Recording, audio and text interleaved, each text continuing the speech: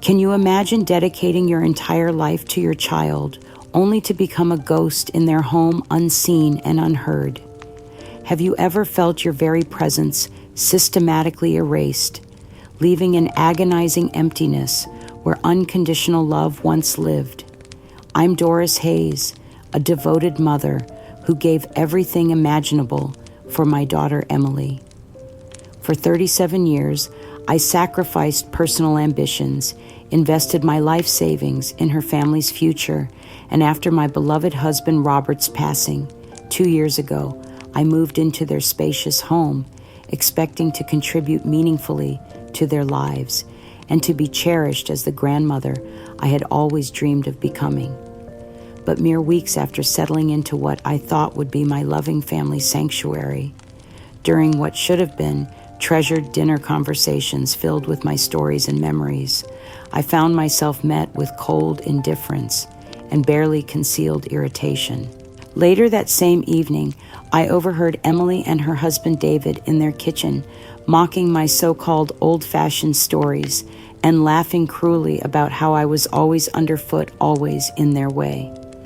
The crushing weight of my sudden invisibility settled upon me like a suffocating blanket, bringing with it a terror that cut deeper than any anger ever could.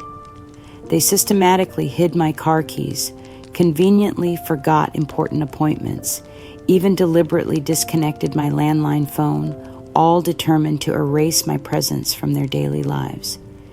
Yet what they didn't know, what they could never have suspected, was that I had been keeping a secret journal, meticulously hidden away, documenting every cruel slight and calculated dismissal. And they certainly didn't know about Clara, my dear old friend, who was already subtly reaching out through her own network of concerned neighbors. I may have become invisible to them, but I was far from powerless. My quiet fight for recognition and dignity was about to begin. After that devastating dinner conversation, where I realized my own daughter viewed me as nothing more than an unwelcome burden, the systematic pattern of my erasure from family life began in earnest. Emily and David seemed to exist in a bubble of self-absorption, constantly glued to their smartphones and tablets, barely acknowledging my physical presence, even when I was sitting directly across from them at the breakfast table. I would try desperately to join their conversations about work, stress, neighborhood gossip, or weekend plans, offering my own thoughts and experiences from decades of life. But my words seemed to vanish into thin air, as if I had never spoken at all. They would continue talking over me or around me, their eyes never meeting mine, their responses limited to non-committal grunts or complete silence that left me feeling more invisible with each passing day. The children, my precious grandchildren Liam and Chloe, whom I had hoped to spoil with stories and homemade cookies, were equally absorbed in their electronic devices. When I attempted to engage them in conversation about school or their interests, they would respond with the same dismissive attitude they had learned from their parents, treating me like an outdated piece of furniture that occasionally made noise. Emily began making subtle but persistent inquiries about my financial situation, approaching the topic with the false sweetness of someone who had practiced the conversation in advance.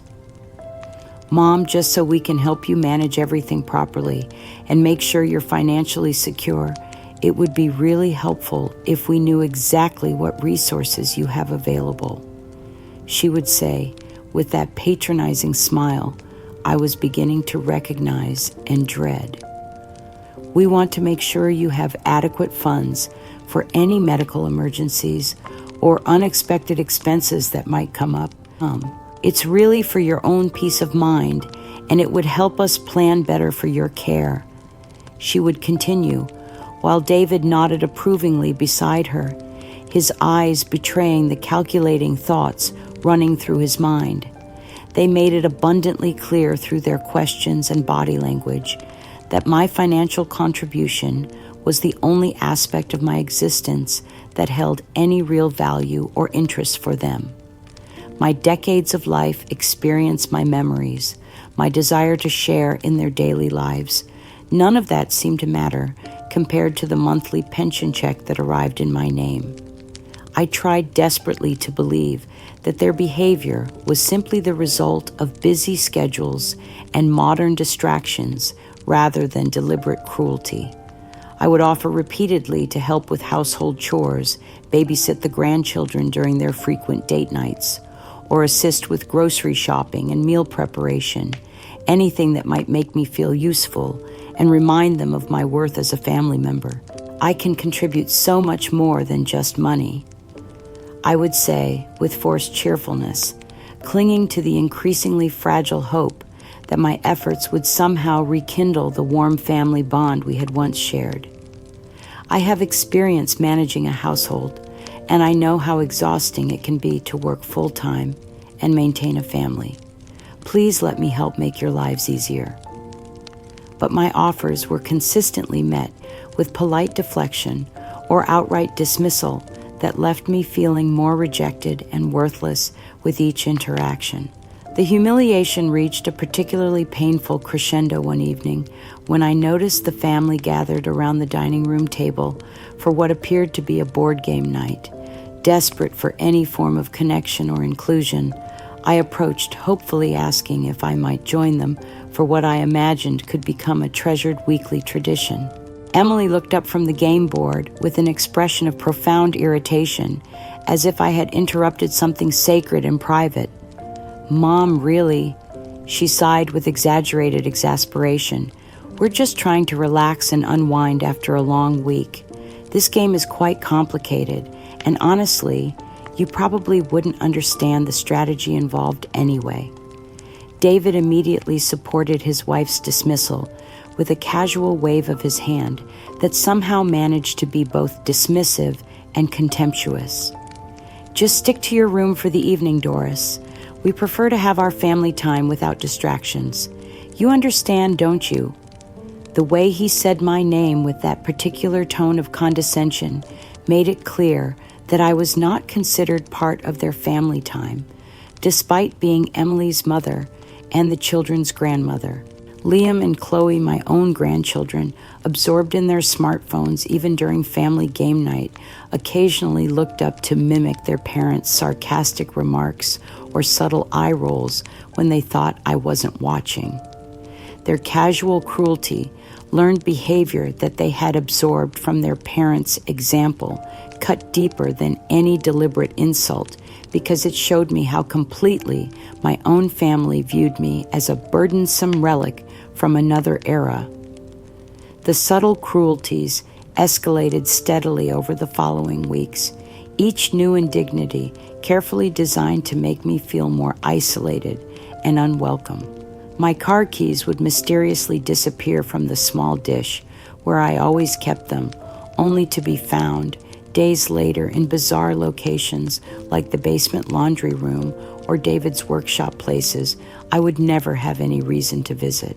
They would conveniently forget to inform me about family outings, doctor appointments I had specifically asked to attend, or social events where my presence might have brought me joy and connection.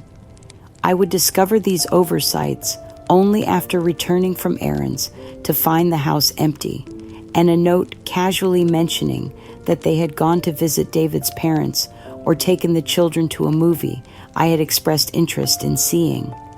My landline phone, which had been my primary connection to the outside world and my lifeline to old friends like Clara, was accidentally disconnected after what David claimed was a mix-up with the phone company. When I asked about having it reconnected, Emily would promise to look into it, but weeks passed without any action, leaving me completely dependent on borrowing their phones for essential calls. During one particularly painful evening, I overheard Emily talking on the phone with her friend Sarah, discussing me as if I were some sort of household problem that needed solving rather than a human being with feelings and dignity. "God, she's like a ghost who refuses to leave," Emily complained with obvious frustration, her voice carrying clearly through the thin walls. She's always lurking around corners, listening to our conversations, trying to insert herself into every family moment. It's suffocating, honestly. I don't know what she does with herself all day, but whatever it is, it's not enough to keep her from being constantly underfoot. The casual cruelty in her voice, the way she reduced my presence to an annoyance rather than acknowledging me as her mother who had given everything for her happiness, broke something fundamental inside me that I wasn't sure could ever be repaired. As the weeks turned into months, my attempts to engage in meaningful conversation with Emily, David, or even the grandchildren were increasingly met with one-word responses, averted gazes, or complete silence that left me questioning whether I had actually spoken aloud or merely imagined our interactions. I found myself spending endless hours alone in my small bedroom with only the television for company, while the sounds of family life continued around me as if I had ceased to exist entirely. The emotional starvation was more agonizing than any physical pain I had ever experienced, creating a hollow ache in my chest that grew stronger with each day of systematic isolation.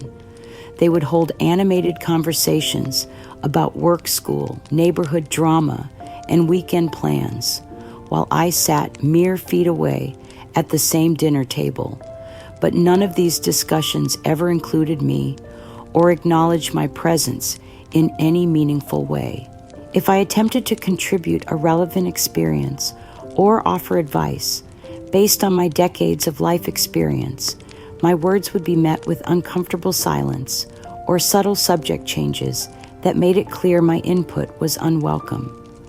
The gradual realization of what was happening to me crystallized with shocking clarity one afternoon as I sat in the living room watching Emily and David make elaborate plans for a family vacation while completely ignoring my presence.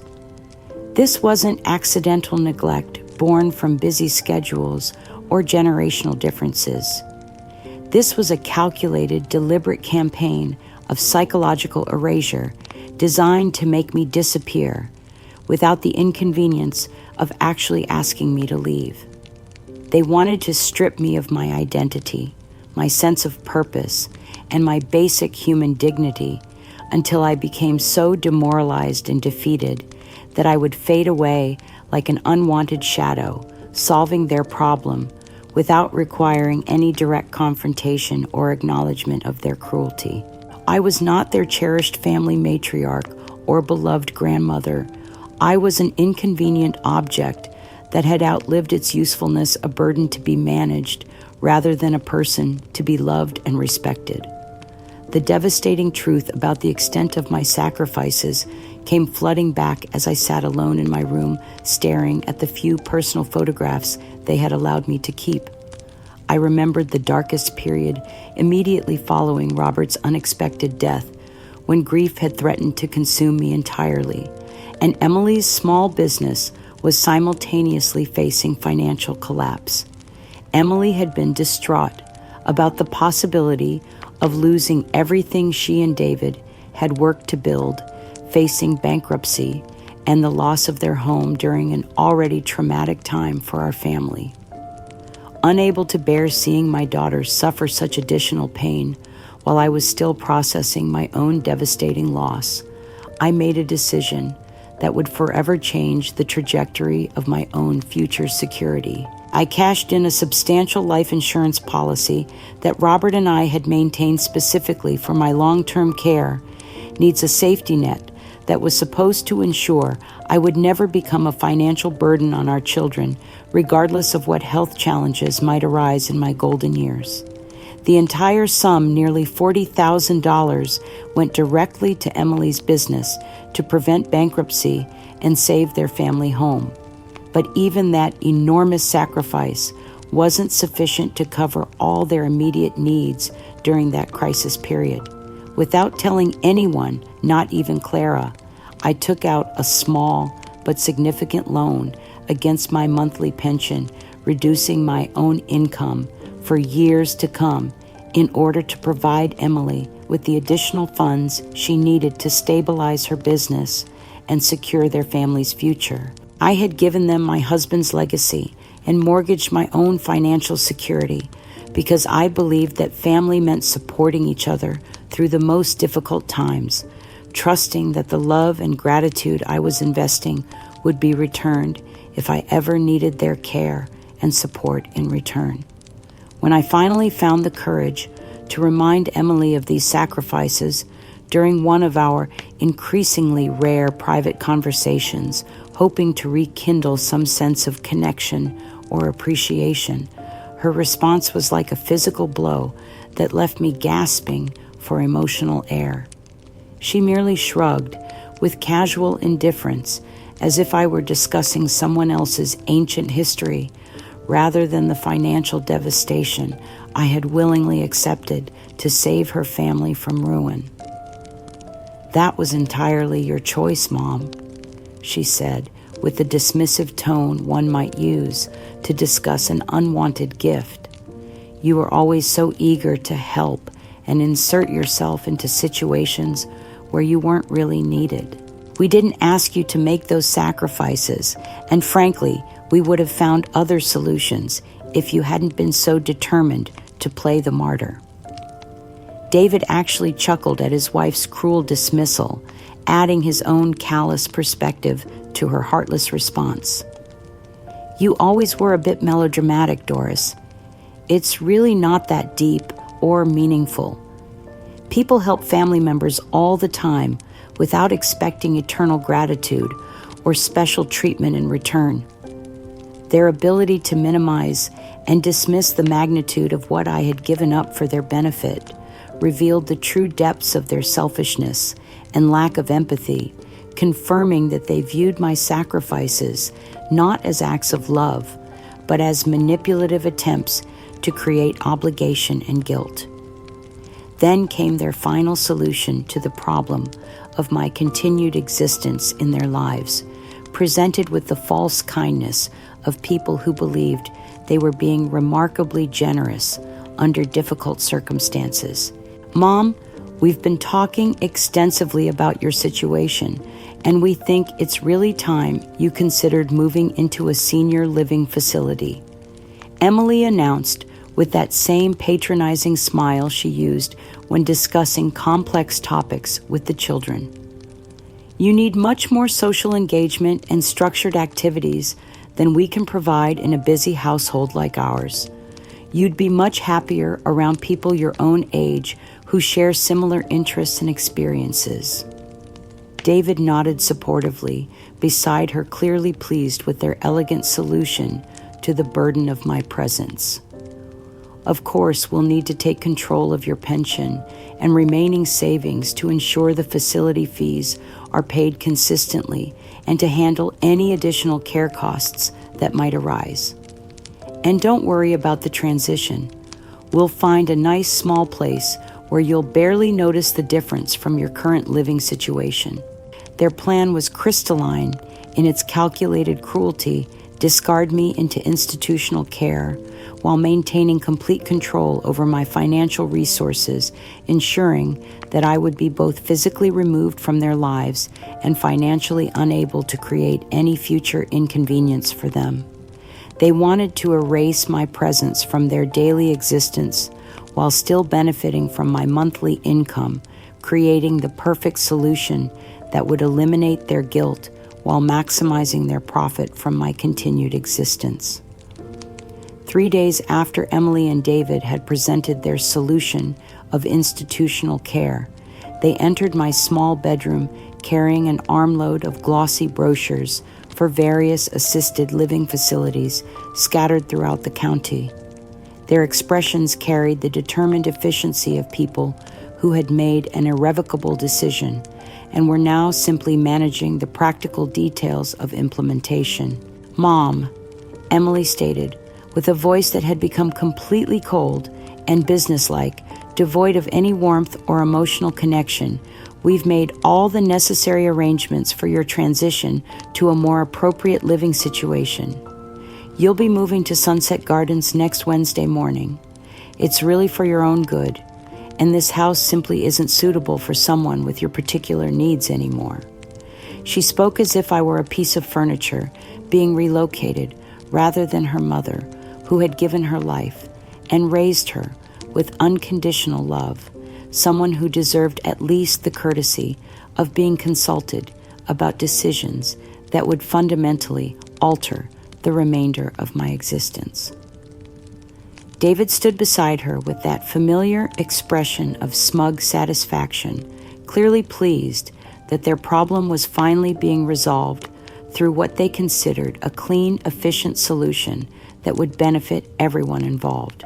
The facility has excellent reviews and provides exactly the kind of structured environment and social interaction that someone in your situation requires, he added with false concern, as if he had spent considerable time researching what would truly make me happy, rather than simply finding the most convenient way to dispose of me. The profound betrayal crashed over me like a tsunami of grief and disbelief as I fully comprehended what was happening. My own daughter, the child I had carried for 9 months and nurtured through every challenge of her life, was discarding me like garbage that had become inconvenient to keep around. Emily, I pleaded, my voice barely rising above a whisper as tears began streaming down my cheeks. How can you possibly do this to me? After all the years of love I've given you, after all the sacrifices I made to ensure your happiness and success, you're just throwing me away like I never mattered at all. The raw pain in my voice should have penetrated even the hardest heart. But Emily's expression remained unchanged, as if my anguish were simply another minor inconvenience to be managed rather than the desperate cry of a mother whose heart was being shattered by her own child. You're throwing your own mother out of your home, the woman who gave up everything so you could have the life you wanted. How can you be so heartlessly cruel to someone who has loved you unconditionally since the moment you were born? Emily merely sighed with obvious exasperation, rolling her eyes as if I were being unnecessarily dramatic about a perfectly reasonable arrangement that any logical person would accept gracefully. "Don't be so theatrical, Mom," she said with the same tone she might use to dismiss a child's tantrum. "It's just a simple move to a better living situation. People relocate to senior communities all the time, and most of them are much happier once they adjust to the new environment and social opportunities." David, apparently emboldened by his wife's casual dismissal of my distress, decided to add his own contribution to my humiliation with a chilling smile that revealed the depth of his contempt for my emotional pain. "Just accept the decision gracefully, Doris, and try to make the best of your new circumstances. We've already made all the arrangements, so there's really no point in creating unnecessary drama about something that's already been decided." Then, with deliberate and calculated cruelty, he walked slowly to my bedside table and picked up the small frame photograph of Robert and me, taken on our 40th wedding anniversary, one of my most treasured possessions, and a daily reminder of the love that had sustained me through decades of marriage. With theatrical slowness designed to maximize the psychological impact of his action, David turned the photograph face down on the table, eliminating the comforting presence of my husband's smiling face from my view. "No more ghosts in this house," he said with obvious satisfaction, as if he had just completed some important household maintenance task, rather than deliberately destroying one of my few remaining sources of comfort and connection to happier times. As I watched my husband's image disappear from sight, something fundamental shifted within me, transforming the crushing despair I had been drowning in for months into something much more powerful and dangerous. A fierce protective defiance ignited in my chest like a flame that had been waiting for exactly the right moment to blaze into life. My voice, though still trembling with emotion, suddenly resonated with a newfound strength and authority that surprised everyone in the room, including myself. You want to talk about ghost David, about privacy and unwanted presences, Emily. You both seem to believe that you've succeeded in erasing me, that you've made me truly invisible in my own family. Their faces, which had been wearing expressions of smug satisfaction just moments before, began to pale visibly as they sensed the dramatic shift in the room's emotional atmosphere and recognized that something unexpected was happening.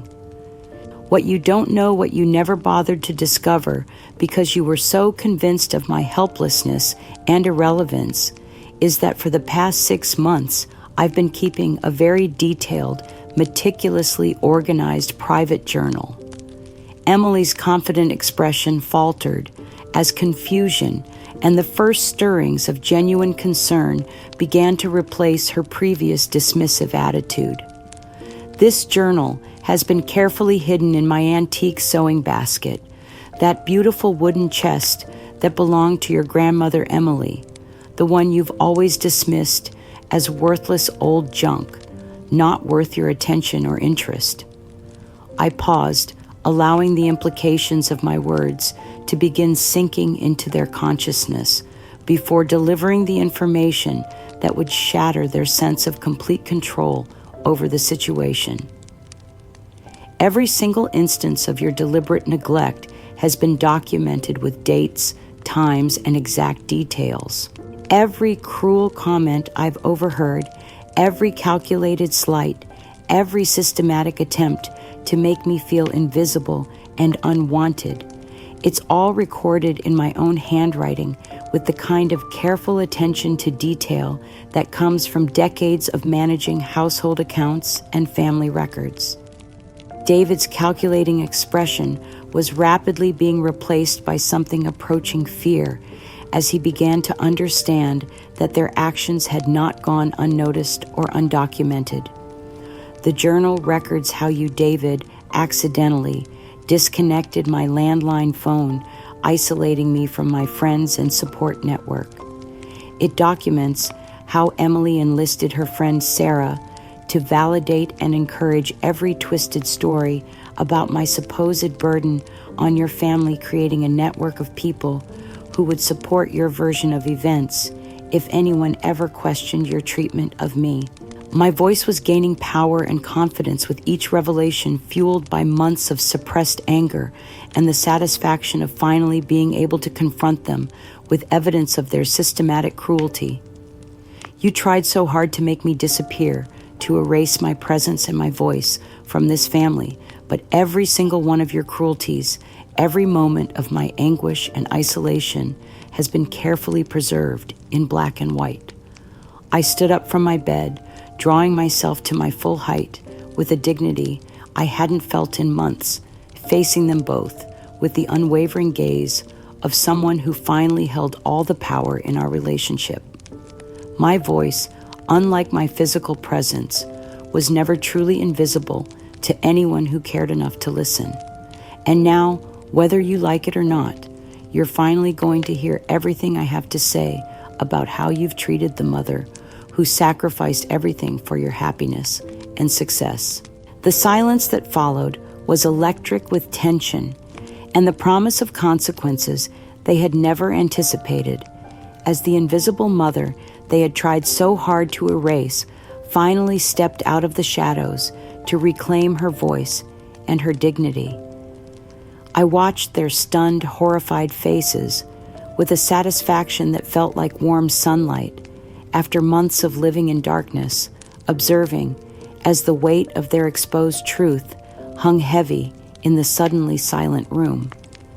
Emily's mouth had fallen open in shock, while David's face had drained of all color as the implications of my revelation began to sink into their consciousness. "Consider this," I stated with absolute finality, my voice firm and clear, despite the trembling in my hands.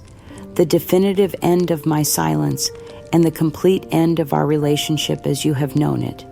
You have deliberately chosen your path of calculated cruelty and systematic erasure.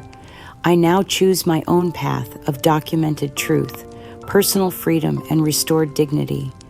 I stood there in my small bedroom, no longer the invisible, powerless woman they had reduced me to over these past months, but someone who had finally found the strength to fight back against their psychological warfare with weapons they had never suspected I possessed.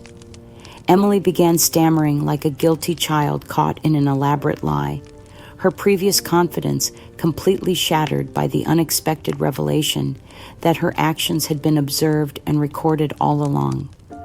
"No, this can't be happening," she protested, her voice rising to an almost hysterical pitch. "What journal are you talking about? You're clearly imagining things, Mom. You're obviously confused and making up stories that never happened." Her desperate attempts to gaslight me, even in this moment of complete exposure, revealed the depth of her commitment to the lie she had been living, her inability to face the reality of what she had become. David stood beside her, looking pale and utterly bewildered, his calculating confidence replaced by something approaching genuine fear, as he began to understand that their carefully constructed narrative about my mental decline had been built on foundations of sand. "This is impossible," he muttered, more to himself than to anyone else in the room. "She's been acting confused and helpless for months. How could she have been documenting anything? This doesn't make sense." They were both momentarily disoriented and off balance, their carefully constructed illusion of my supposed cognitive decline shattered by the undeniable evidence that I had been far more aware and capable than they had ever imagined. The power dynamic in the room had shifted so dramatically that they seemed unable to process what was happening or formulate an appropriate response to this unexpected turn of events. With newfound resolve flowing through my veins like liquid courage, I walked slowly to my antique sewing basket and carefully retrieved it from its place beside my dresser, clutching the wooden chest protectively against my chest, like the precious treasure it had become. This simple wooden box, which Emily had always dismissed as worthless old junk, not worth her attention, had become my salvation and my weapon against their cruelty. Inside its hidden compartments lay months of careful documentation that would transform me from victim to victor in our ongoing war. "You both tried so hard to make me a ghost in your own home," I murmured, my voice carrying a chilling calm that seemed to lower the temperature in the room, systematically erasing my presence, my voice, my very existence from your daily lives until I became invisible even to myself. I moved toward the bedroom door with steady, purposeful steps, my spine straight, with a dignity I hadn't felt in months. But what you never considered, what your arrogance and cruelty blinded you to, is that even a ghost, even someone rendered invisible by systematic abuse, can still tell her story to those who are willing to listen. I paused in the doorway, looking back at their frozen, frightened faces one last time. And my story, the true story of what happened in this house, begins right now. I turned and walked steadily out of the room, leaving them standing there in stunned silence as the full implications of their exposed malice began to dawn on them for the first time. Emily, apparently recovering from her initial shock, began shrieking with the desperate fury of someone whose carefully constructed world was crumbling around her. "No one will believe you," she screamed, her voice echoing through the house with embarrassing volume. "That's nothing but the confused ramblings of a senile old woman who can't tell the difference between reality and her own paranoid fantasies." I could hear her following me through the hallway, her expensive heels clicking frantically on the hardwood floors as she tried to regain some semblance of control over the situation. "We'll just tell everyone that you're suffering from dementia and memory problems.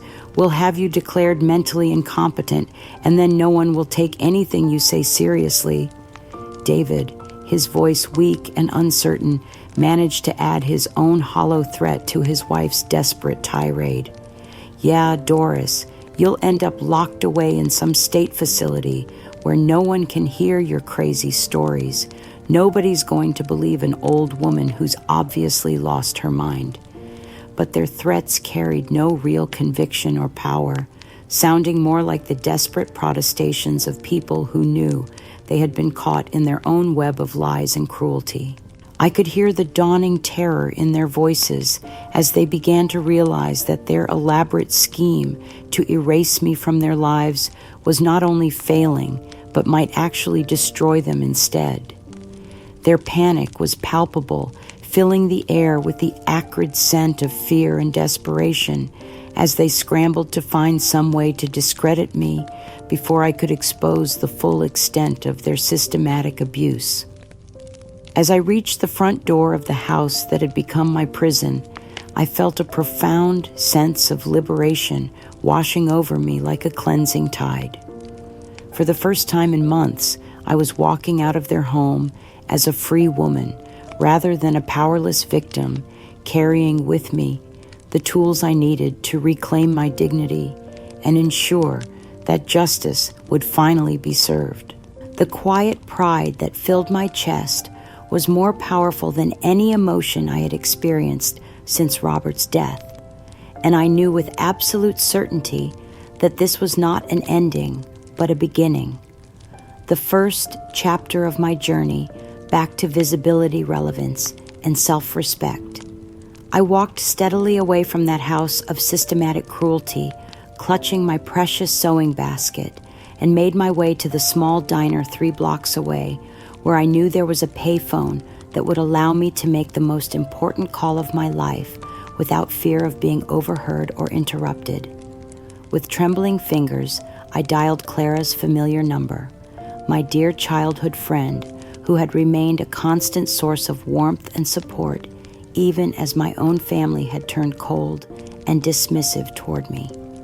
"Clara, it's Doris," I said when she answered, keeping my voice carefully controlled, despite the emotional earthquake I had just experienced.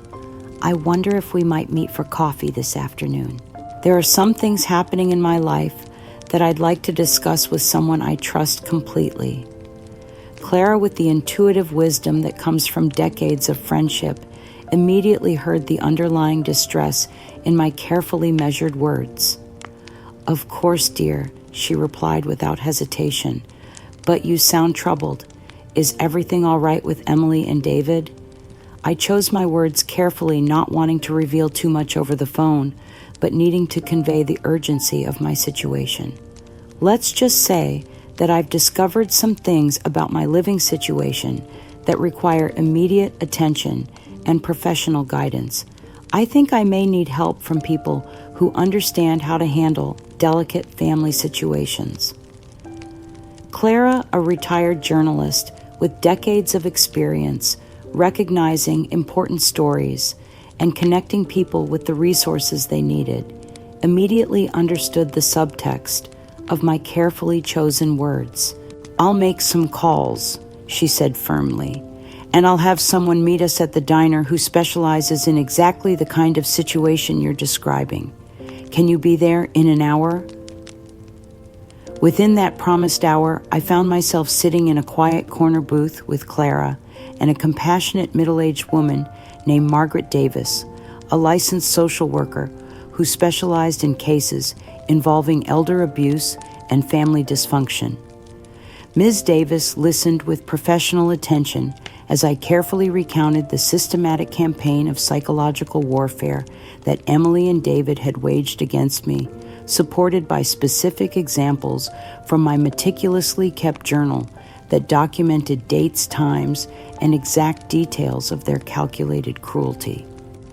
"Mrs. Hayes," she said after I had finished my account, "what you're describing is a textbook case of emotional elder abuse designed to isolate and demoralize you into complete dependency. The fact that you had the foresight to document these incidents shows remarkable strength and presence of mind." She immediately made arrangements for me to stay at Willowbrook Senior Residence, a welcoming temporary facility that provided both independence and support for elderly citizens who were transitioning between living situations. This will give you a safe, stable environment while we work together to address the legal and emotional aspects of what you've experienced, she explained with genuine warmth. And it will demonstrate to anyone who might question your mental capacity that you're perfectly capable of independent living when treated with appropriate respect and dignity. With Ms. Davis's expert guidance, I began the process of rebuilding my life and securing my legal future while simultaneously preparing to expose the emotional abuse I had endured. I started working closely with a supportive legal aid group that specialized in elder advocacy, methodically recounting every incident from my journal and transforming my months of silent suffering into powerful evidence of systematic family abuse.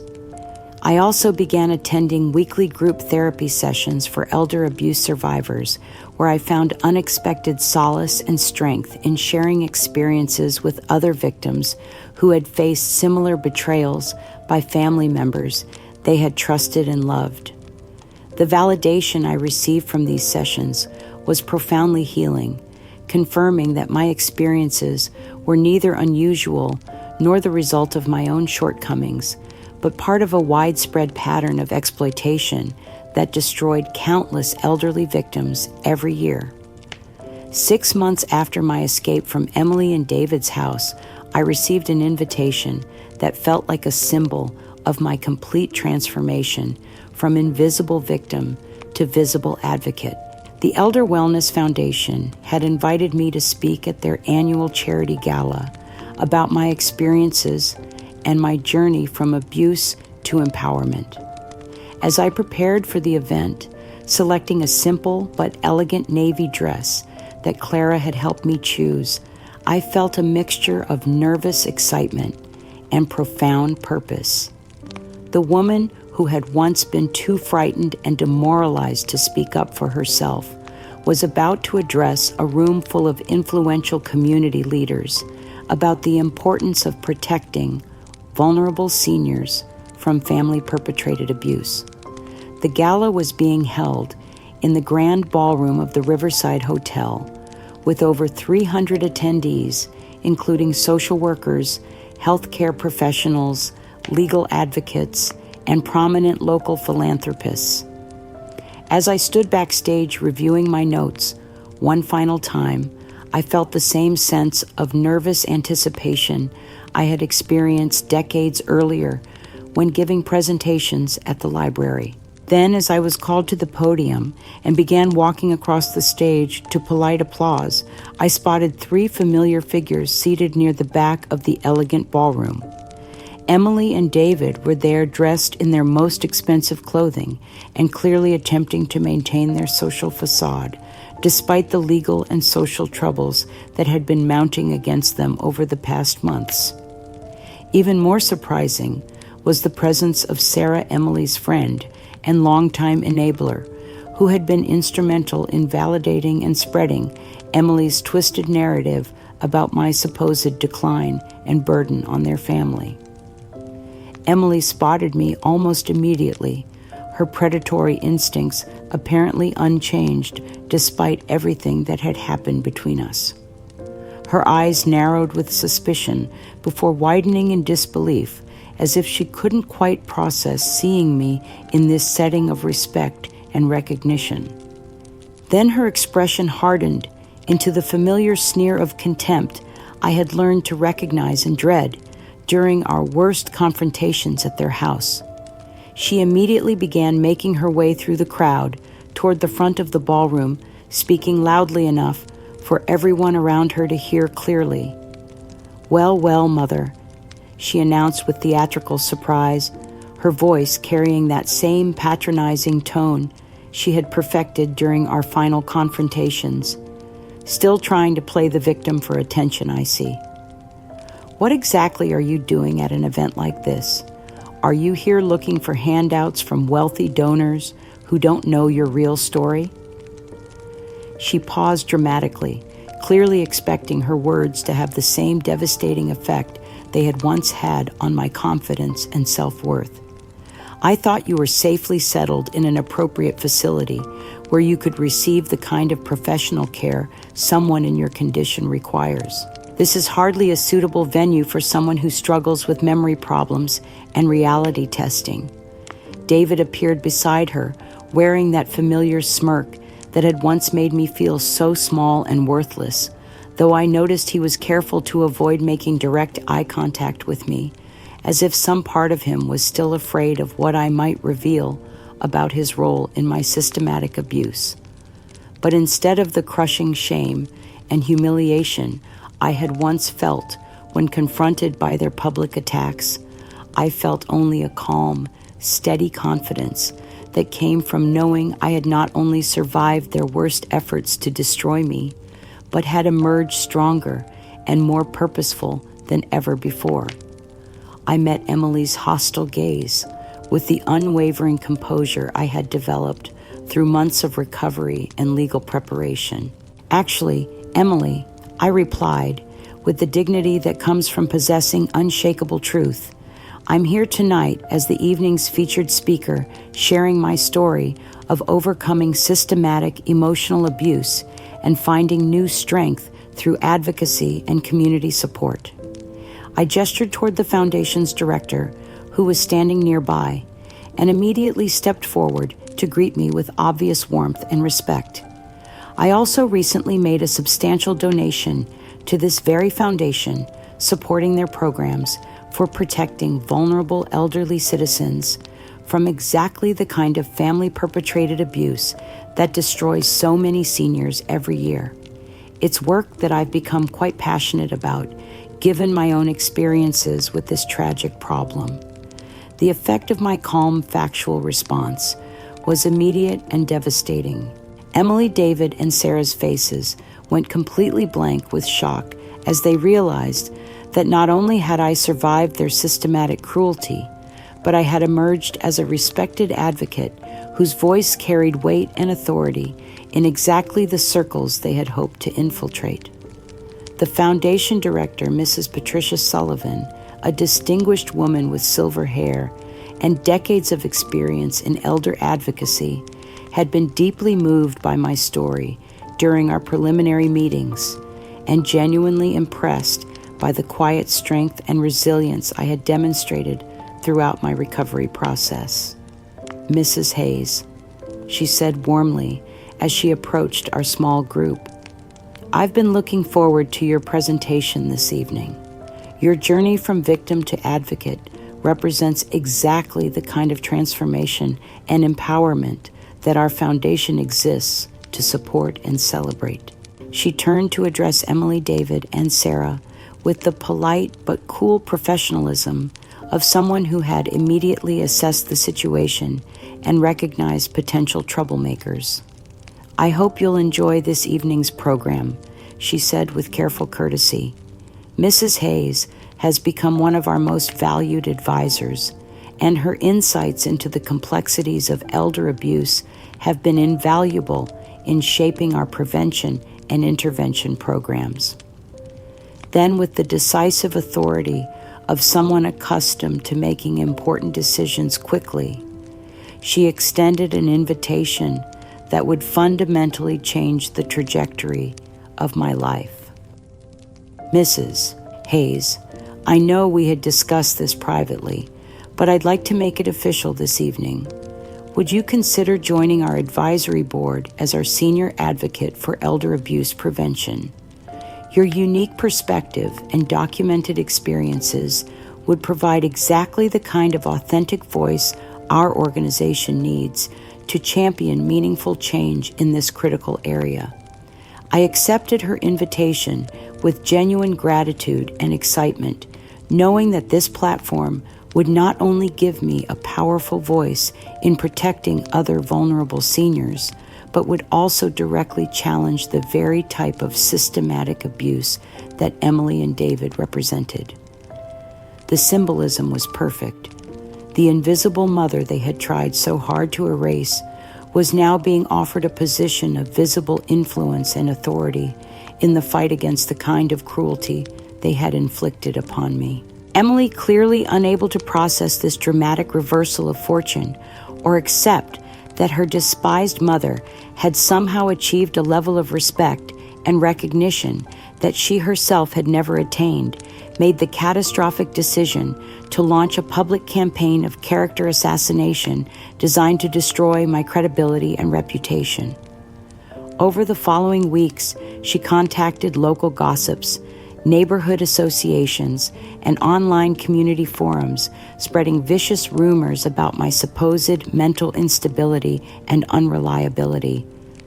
Her accusations were wild and desperate, clearly born from her inability to accept that her carefully constructed narrative about my incompetence had been thoroughly discredited. My poor mother has obviously suffered a complete mental breakdown. She would tell anyone willing to listen, her voice dripping with false concern and manufactured sympathy. She's clearly lost her grip on reality and is now fabricating these horrible, hurtful lies about our family in some desperate attempt to get attention and sympathy from strangers. She painted me as a manipulative old woman who was trying to destroy her own family for money and revenge, claiming that my advocacy work was simply an elaborate scheme to exploit charitable organizations and well-meaning donors who didn't understand my true nature. David, though clearly uncomfortable with the intensity of his wife's public campaign, weakly confirmed her claims whenever directly questioned, apparently lacking the courage to either defend me or distance himself from Emily's increasingly desperate attacks on my character and mental competence. Even more disturbing was Sarah's active participation in spreading these malicious rumors throughout their social network, demonstrating the depth of her complicity in the original abuse and her continued commitment to protecting Emily's version of events, regardless of the evidence.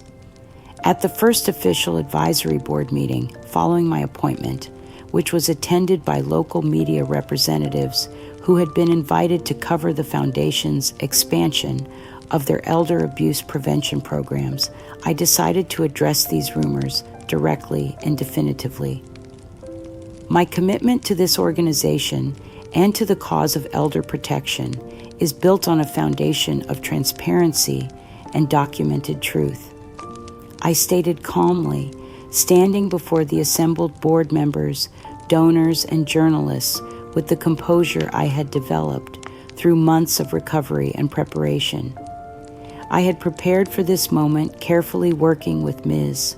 Davis and my legal advocates to present the evidence in the most compelling and irrefutable manner possible.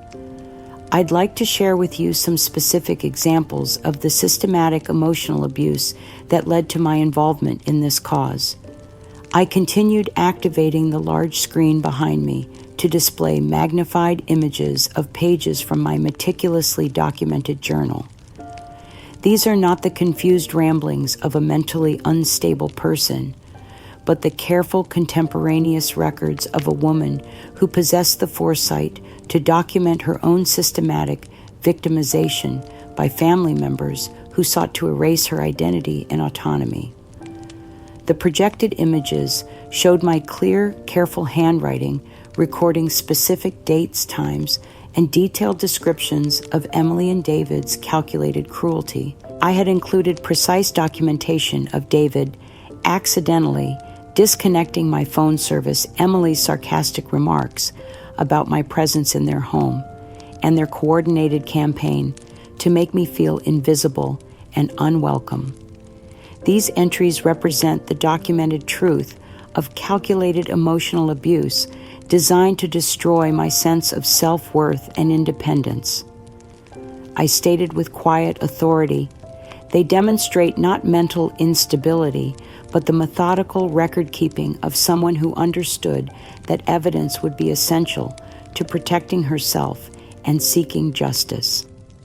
I also presented a signed statement from Ms. Davis confirming her professional assessment of my mental competence and emotional stability, along with documentation from my legal advocates attesting to my capacity to make independent decisions and manage my own affairs. The media's response was swift and decisive. The journalists who had initially approached the story with appropriate skepticism quickly shifted to outright condemnation of Emily and David, as the weight of evidence made it impossible to dismiss my accusations as the products of mental illness or vindictive imagination. Sarah, Emily's longtime friend and enabler, visibly recoiled when confronted with the undeniable documentation of the abuse she had helped to perpetrate and conceal. Faced with clear evidence of her complicity in systematically destroying an elderly woman's dignity and mental health, she immediately began distancing herself from Emily and David, apparently recognizing that continued association with them would damage her own reputation and social standing.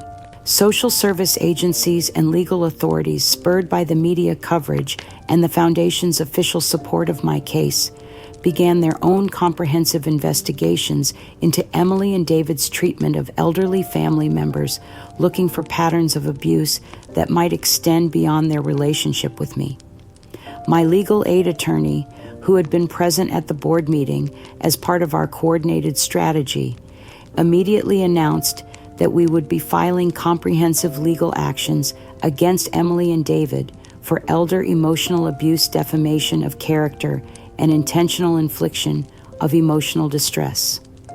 The evidence presented today clearly demonstrates a pattern of calculated psychological abuse designed to isolate and demoralize a vulnerable elderly woman. She stated to the assembled media representatives, "We will be seeking both compensatory and punitive damages to ensure that this kind of systematic family abuse carries serious legal consequences." The legal and social momentum was now entirely on my side, and I felt the profound satisfaction of watching Emily and David's world collapse around them with the same methodical precision they had once used to try to erase my existence from their lives. 6 weeks after the advisory board meeting that had definitively exposed Emily and David as perpetrators of systematic elder abuse, my secure phone rang with an unfamiliar number that I almost didn't answer. Ms. Davis had advised me to be cautious about unknown callers, as Emily had been making increasingly desperate attempts to contact me through various means, despite the restraining order that prohibited direct communication. When I finally decided to answer, I was greeted by Emily's voice, but it was Emily as I had never heard her before, a mixture of sputtering rage and raw panic that revealed the complete collapse of the confident, manipulative woman who had once controlled every aspect of my daily existence. "Mother, what have you done to us?" She screamed into the phone, her voice so distorted by emotion that I had to hold the receiver away from my ear. "People are turning their backs on us everywhere we go. Our friends won't return our calls. David's business clients are canceling their contracts. Our children's friends' parents won't let them come over anymore." Her breathing was ragged and desperate, like a cornered animal fighting for survival in a trap of its own making. "You're systematically destroying our lives with these vicious lies and fabricated evidence. You have to call off your lawyers and drop all these ridiculous lawsuits immediately, or we're going to lose absolutely everything we've worked to build." The desperation in her voice was palpable, revealing the depth of the social and professional consequences that were cascading through every aspect of their lives as the truth about their systematic abuse became public knowledge. Our reputation in this community is completely ruined. Nobody wants to associate with us anymore. You're being vindictive and cruel, using your victim status to manipulate people who don't understand the real situation. I listened to her tirade with the detached calm of someone who had finally found unshakable inner peace after months of systematic psychological warfare. Her words no longer had any power to hurt me because I no longer cared about her opinion or felt any obligation to solve problems that she and David had created through their own deliberate choices. Emily, I replied, my voice steady and completely devoid of the emotion she was trying to provoke. Your current difficulties, just like David's business problems, are the direct and inevitable consequence of your own calculated cruelty and systematic abuse of a vulnerable family member. I paused, walking to the window of my comfortable apartment at Willowbrook, where I could see the peaceful garden that had become a source of daily joy and tranquility. You chose to try to erase me from your lives through psychological warfare designed to destroy my sense of self-worth and independence. You chose to risk everything on a campaign of cruelty that was both morally reprehensible and legally actionable. My voice remained calm and measured, but carried an authority that made it clear this conversation would proceed on my terms rather than hers. My actions in seeking justice and protection are simply the natural repercussions of your own systematic depravity. You made your bed through deliberate emotional abuse, and now you must lie in it and face the consequences like adults. Emily's fury quickly dissolved into pathetic, tearful begging that was even more nauseating than her previous threats and accusations. The confident manipulator who had once made me question my own sanity had been reduced to a sobbing, desperate woman who suddenly needed the mother she had tried so hard to erase.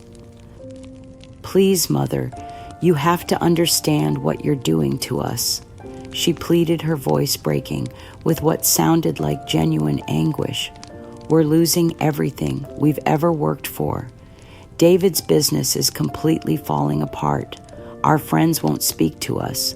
The children are being ostracized at school because of these awful rumors.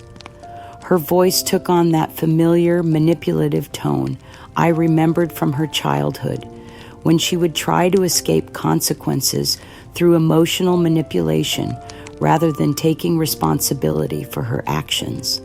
We were just misguided in our approach to caring for you. We thought we were protecting you from making poor decisions about your living situation. Can't we find some way to sit down and talk about this like a family? Can't we work together to repair the damage that's been done to our relationship? She paused, clearly hoping for some sign that her emotional manipulation was beginning to work before launching into her most desperate and transparent appeal. We're truly, genuinely sorry for any misunderstandings that might have occurred during that difficult transition period. We were all under tremendous stress, and perhaps we didn't handle your needs as sensitively as we should have. Her forced contrition was hollow and calculated, representing nothing more than a desperate attempt to avoid the consequences of her actions rather than any genuine understanding of the harm she had caused. Don't you remember all the good times we shared when I was growing up? Don't you want to preserve those memories and rebuild our family bond? Please, just a little help to get us through this crisis for old time's sake. We promise things will be different if you just give us another chance. The speed with which she shifted from accusations to manipulation to false remorse revealed the calculated nature of her emotional responses and confirmed that she had learned nothing from this experience except that her previous tactics had finally failed. Emily, I stated with quiet finality, my voice carrying the weight of absolute truth and unshakable resolve. The family you keep referring to ceased to exist permanently the moment you and David made the deliberate decision to systematically erase me from your lives through calculated psychological abuse. I remained standing at my window, looking out at the garden where I had found such peace and contentment over the past months. The love and trust that once bound us together was completely destroyed by your own actions and choices. There is nothing left to reconcile because there is no relationship remaining to repair or rebuild. And my voice remained steady and calm, but carried an authority that made it clear this conversation was ending on my terms rather than hers. You made your choice when you decided that my complete erasure from your daily lives was preferable to treating me with basic human dignity and respect. I have now made my choice as well to protect my hard-won peace and security from any further contact with people who proved themselves capable of such systematic cruelty toward their own mother. With those words, I calmly pressed the end call button, cutting off Emily's desperate protests mid-sentence. Then, with the thoroughness that had served me well throughout my professional life and this entire ordeal, I immediately blocked her number, David's number, and instructed my attorney to handle any further contact attempts through legal channels only. The silence that followed was profound and utterly liberating. Not the empty quiet of invisibility, but the peaceful stillness of a life finally free from manipulation, gaslighting, and the exhausting burden of loving people who had proven themselves unworthy of that love. I felt complete detachment from whatever chaos Emily and David were creating in their own lives, absolute empowerment over my own choices and future, and the ultimate relief that comes from finally permanently closing the door on a chapter of life that had brought nothing but systematic cruelty disguised as family concern. The sense of impenetrable peace that settled over me felt like armor forged from truth and tempered by justice. Nothing they could ever do or say would be able to make me invisible again. 8 months had passed since that final phone call with Emily. 8 months of building a new life filled with purpose, respect, and genuine human connection. My work with the Elder Wellness Foundation had gained national attention, and I found myself invited to share my story at the American Conference for Elder Advocacy, a prestigious gathering that brought together hundreds of professionals, policymakers, and advocates from across the country. The invitation felt like the ultimate validation of my journey from invisible victim to visible champion for vulnerable seniors everywhere. I would be delivering the keynote address on reclaiming your voice, surviving familial abuse, sharing my experiences with an audience of people who had dedicated their careers to protecting elderly citizens from exactly the kind of systematic cruelty I had endured. As I stood backstage at the Grand Convention Center, reviewing my notes one final time, I felt a mixture of nervous excitement and profound gratitude for how dramatically my life had changed. The woman who had once been rendered voiceless and invisible in her own daughter's home was about to address a national audience about the importance of fighting back against family-perpetrated abuse.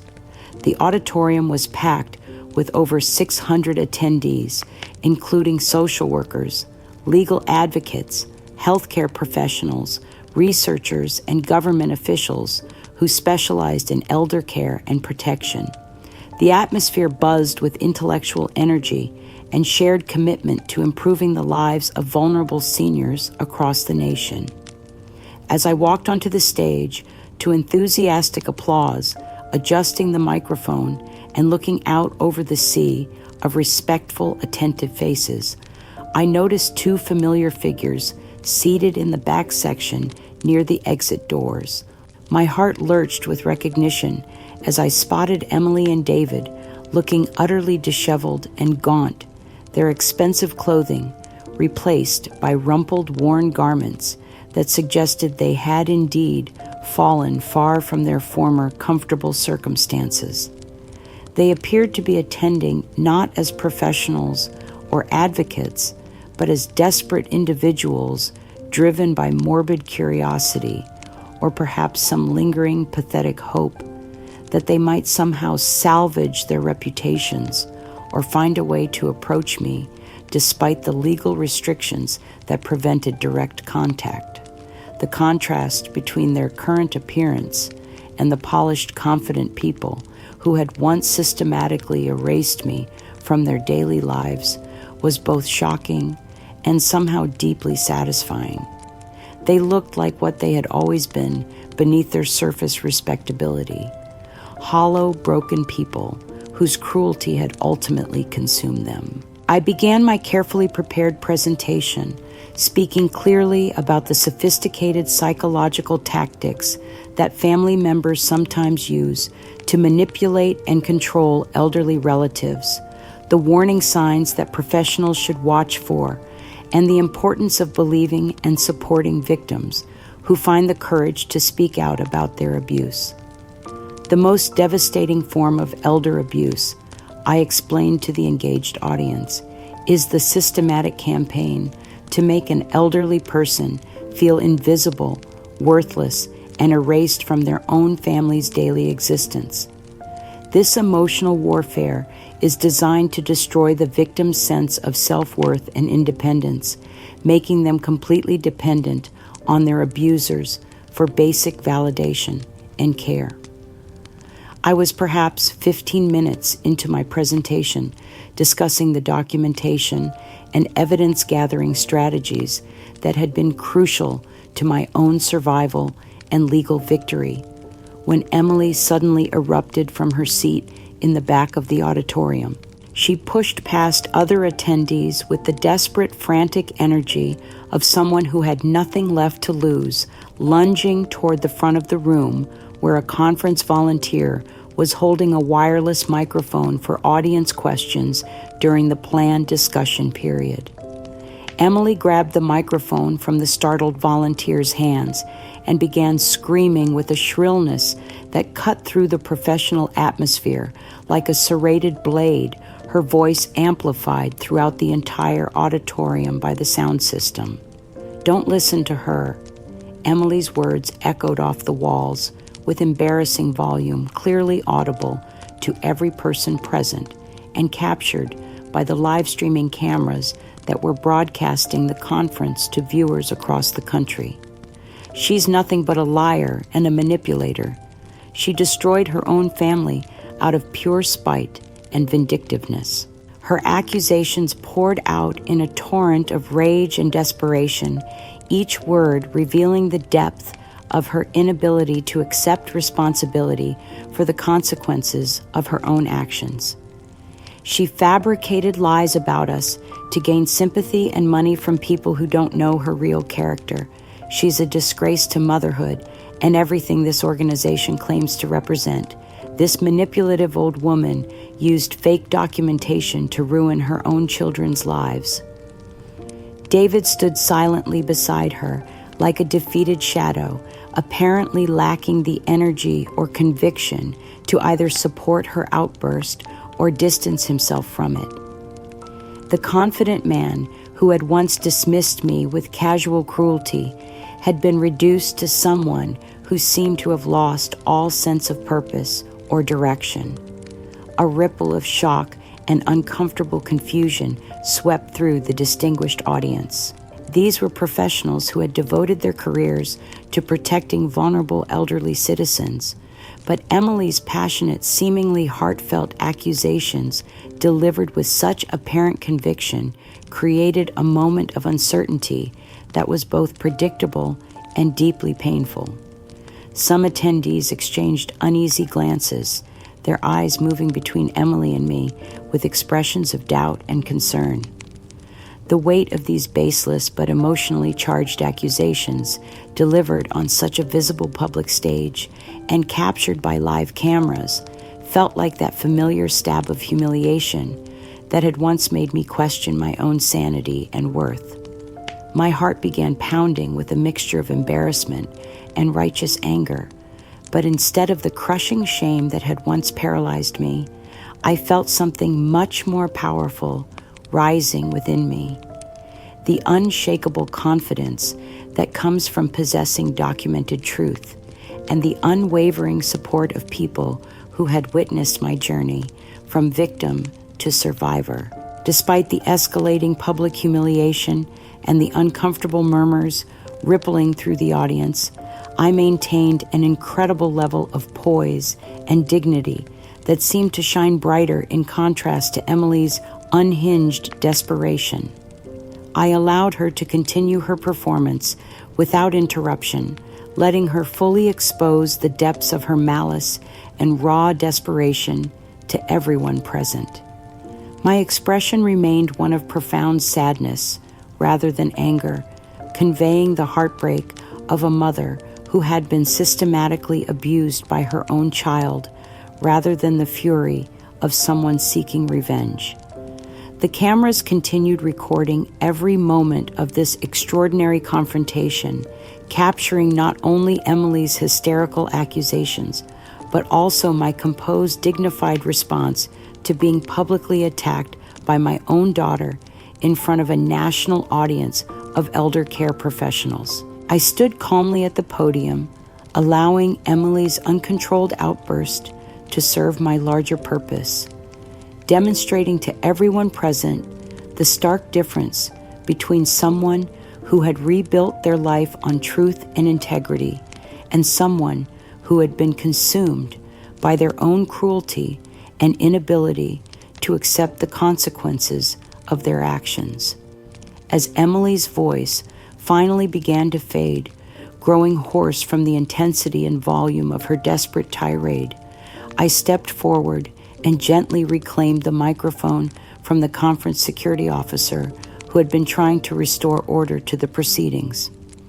The auditorium fell into an expectant silence, hundreds of eyes focused on me with growing sympathy and curiosity as they waited to see how I would respond to such a vicious public attack. Emily. I began my voice quiet, but somehow managing to resonate through every corner of the large auditorium, carrying a weight of dignity and sorrow that immediately commanded the attention and respect of everyone present. You stand here speaking passionately about lies and fabrication, about manipulation and family destruction. Perhaps this is the perfect opportunity to show everyone present the documented truth about calculated, emotional cruelty. Behind me, the large projection screen that had been displaying my presentation slides suddenly changed to show magnified images of pages from my meticulously kept secret journal, the same documentation that had been crucial to my legal victory and personal recovery. The first image showed my careful handwriting, recording specific dates and times when Emily and David had deliberately made me feel invisible and unwelcome in their home.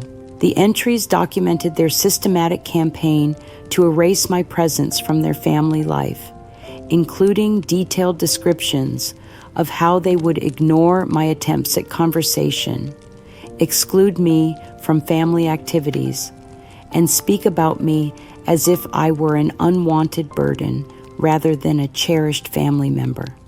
Next to my journal entries, I projected copies of official court documents showing the legal judgment against Emily and David for elder emotional abuse and harassment, with specific references to my journal as key evidence that had convinced the judge of their calculated cruelty. This, I stated clearly, my gaze meeting Emily's across the auditorium with unwavering directness, is the court's official verdict on your version of truth. These are not the confused fantasies of a mentally unstable person, but the careful contemporaneous records of a woman who had the foresight to document her own systematic victimization. I gestured toward the projected journal entries, allowing the audience to see the precise dates when David had accidentally disconnected my phone service, the exact quotes of Emily's sarcastic remarks about my presence in their home, and the detailed descriptions of how they had coordinated their campaign to make me disappear from their daily lives. And this, I continued indicating the court documents, represents the legal system's recognition that what happened to me was not accidental neglect or generational misunderstanding, but deliberate psychological abuse designed to destroy my sense of self-worth and independence. My voice grew stronger and more authoritative as I continued, fueled by months of recovery and the satisfaction of finally being able to tell my complete story to an audience that could understand its broader significance. These pages represent the meticulous record of an invisible mother's silent suffering, documenting every insidious step of your coordinated plot to erase me from your lives while maintaining control over my financial resources. You tried to make me disappear to reduce me to nothing more than a monthly pension check that arrived in your mailbox. The audience was completely silent now, hanging on every word as they began to understand the full scope of the systematic abuse I had endured and overcome. But what you fundamentally misunderstood, what your arrogance and cruelty blinded you to, is that integrity, unlike your heart's, cannot be made invisible through psychological warfare. Truth, unlike your manufactured concern, becomes stronger when challenged by lies and manipulation.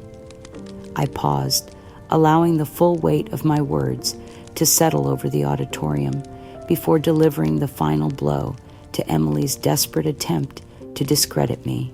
My presence here today, my ability to stand before this distinguished audience as a survivor and advocate rather than a broken victim, represents not vengeance, but the ultimate victory of authentic human dignity over calculated depravity. I looked directly at Emily, seeing fear and recognition in her eyes for the first time since this confrontation had begun. You, Emily, are the one who represents emptiness, the hollow space where love, empathy, and basic human decency should have resided, not I. Conference security officers, who had been monitoring the situation since Emily's initial outburst, began moving efficiently toward the back of the auditorium as they recognized that the disruption had escalated beyond acceptable boundaries and needed to be contained professionally. A collective gasp swept through the entire audience as the full implications of the evidence I had presented became unmistakably clear.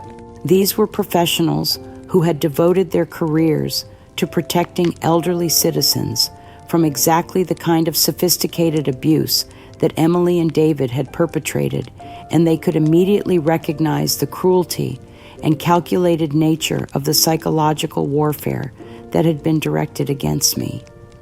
The whispered conversations that had begun with uncertainty and doubt now buzzed with outrage and condemnation directed squarely at Emily and David. Their names were being spoken openly throughout the auditorium with expressions of disgust, professional disapproval, and deep sympathy for what I had endured. How could a daughter do that to her own mother? Someone observed with obvious horror. That's absolutely monstrous, came from another section of the audience. This is exactly why we need stronger legal protections and better recognition of psychological elder abuse, noted a voice with clear professional authority. Security officers reached Emily and David's location just as the crowd's disapproval reached a crescendo of boos and cries of shame and monsters from audience members who could no longer contain their outrage at witnessing the perpetrators of such systematic cruelty attempting to victimize their target once again. The officers moved with professional efficiency and appropriate restraint, clearly recognizing that while Emily and David needed to be removed from the premises immediately, they were ultimately more pathetic than dangerous. Broken people whose own actions had destroyed their lives more thoroughly than any external punishment could have achieved. Emily's face had become a mask of utter defeat and public humiliation that was almost painful to witness. The confident, manipulative woman who had once controlled every aspect of my daily existence had been reduced to a broken, desperate figure whose lies had been exposed before hundreds of professional witnesses and broadcast to viewers across the nation. Her eyes filled with raw, impotent rage and what might have been the first stirrings of genuine understanding about the magnitude of what she had lost, met mine for one final devastating moment before she was escorted toward the exit. David followed behind the security officers in complete silence, his head bowed in absolute disgrace, his face pale with what appeared to be a combination of shame and terror at the complete collapse of whatever reputation or standing they had once possessed in their community. As the auditorium doors closed behind them, sealing their exit from not just this conference, but from any possibility of functioning within honest professional or social circles, a spontaneous round of applause began building throughout the audience and quickly grew into a standing ovation that seemed to shake the very foundations of the building. The applause was not just for my presentation, but for my courage in surviving and exposing the kind of systematic family abuse that destroys so many elderly victims who lack the resources, documentation, or support systems necessary to fight back effectively against those who should love and protect them most. 6 months after the national conference that had definitively ended Emily and David's ability to show their faces in any respectable social or professional setting, my life had blossomed into something I had never dared to imagine during those dark months when I believed I was slowly disappearing from existence. I was living comfortably at Willowbrook Senior Community, a vibrant place where residents maintained complete independence while enjoying access to social activities, cultural programs, and assistance when needed. My advocacy work had gained national recognition, and I was frequently invited to consult on legal cases, train social workers, and speak at conferences about the sophisticated tactics used by family members to abuse elderly relatives. My days were filled with meaningful work, genuine friendships, and the profound satisfaction that comes from turning personal trauma into a force for protecting other vulnerable people. I had found my voice, my purpose, and my peace in ways that would have been impossible if I had remained trapped in Emily and David's systematic campaign to erase my existence. Then, on a quiet Thursday afternoon, as I was working in the community's garden, tending to the roses that had become my special project, an unexpected package arrived at the reception desk. The return address was unfamiliar, but something about the desperate, shaky handwriting made my heart skip with recognition and a familiar sense of dread. Inside the package was a single tattered envelope containing a handwritten letter that bore unmistakable signs of having been written under conditions of extreme emotional distress and financial desperation. The paper was cheap and water-stained, the ink smeared in places as if tears had fallen on it repeatedly during its composition.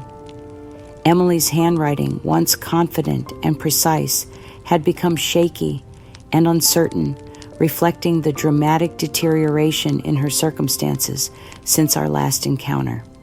Her letter painted a picture of complete devastation that was both heartbreaking and somehow inevitable given the choices she had made. She wrote about their utter destitution following the social and professional consequences of their public exposure as elder abusers. David had abandoned her shortly after losing his business, and most of their mutual friends, leaving her completely alone to face the wreckage of the life they had built on a foundation of cruelty and manipulation. She described living in a cramped studio apartment in a rundown section of town, working minimum wage jobs to pay rent, and being shunned by former friends and neighbors who had learned the truth about how she had treated her own mother. But beneath the catalog of misfortune and self-pity, her letter contained what appeared to be desperate appeals for reconciliation that were motivated more by her current desperation than by any genuine understanding of the harm she had caused or authentic remorse for her systematic abuse. I know I have no right to ask anything of you after everything that's happened, she wrote, but I'm hoping that somewhere in your heart you might find it possible to forgive the terrible mistakes I made. I'm your daughter, and despite all our problems, I still need you in my life.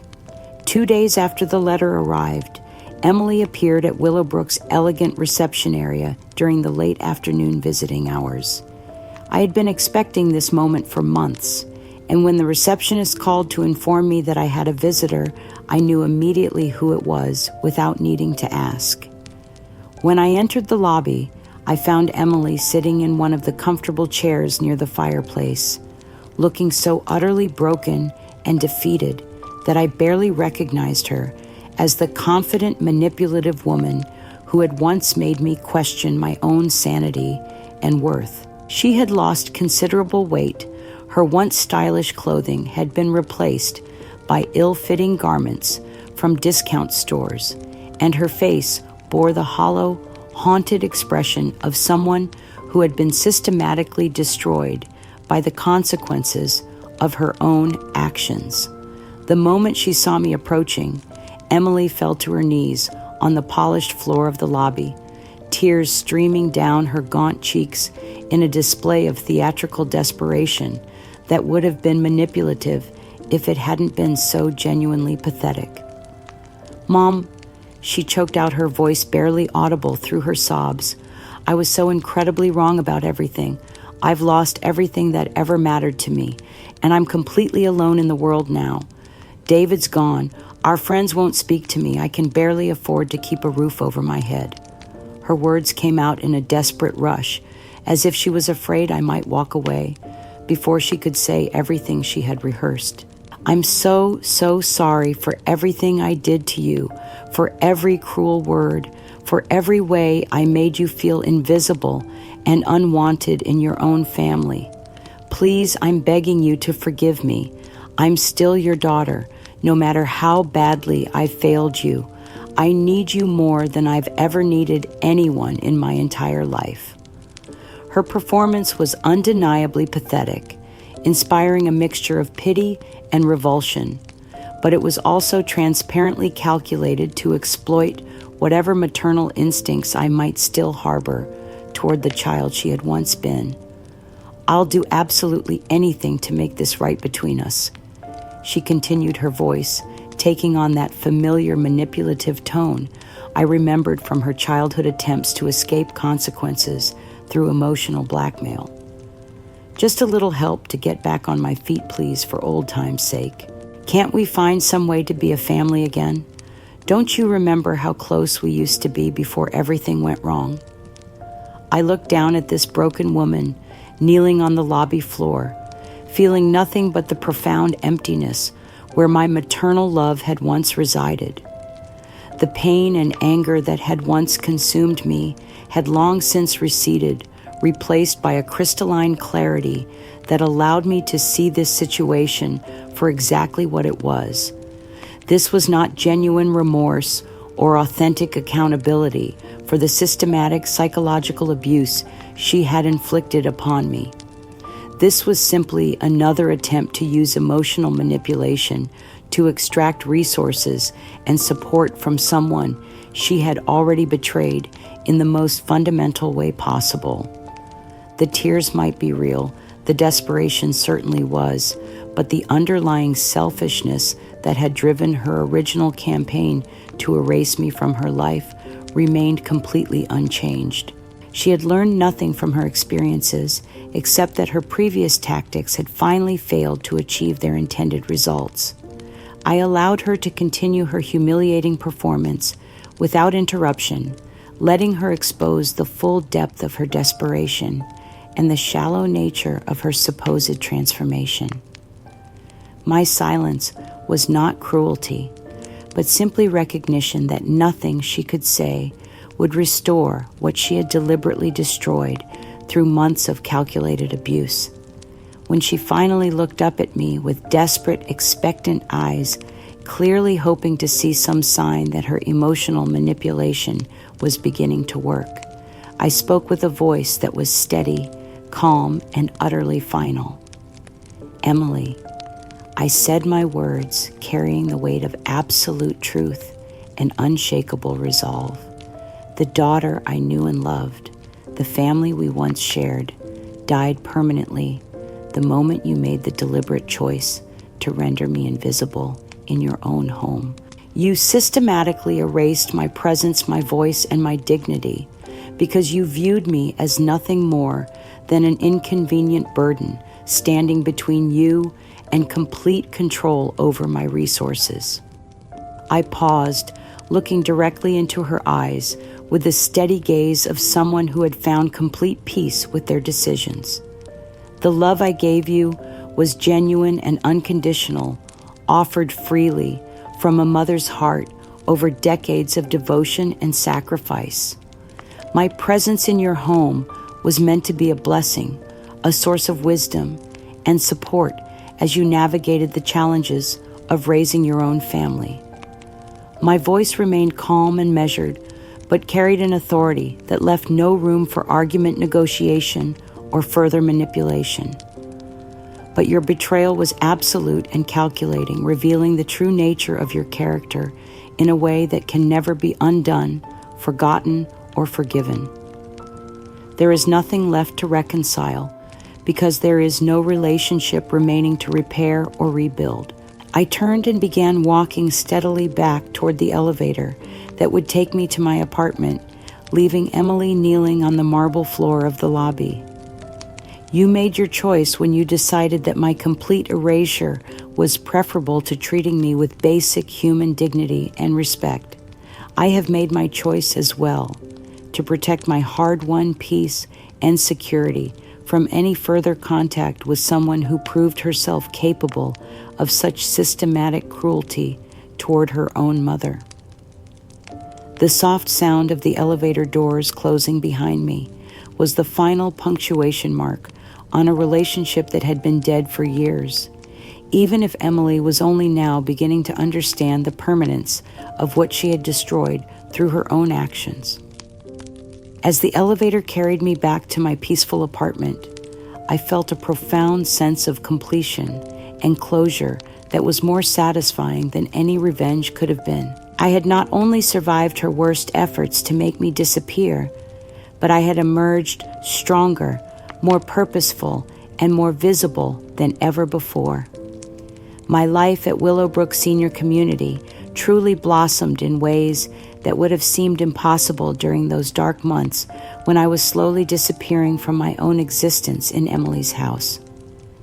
I became a cherished storyteller within our vibrant community, sharing my experiences of finding a voice after being systematically silenced and inspiring other residents who had faced their own challenges with difficult family relationships.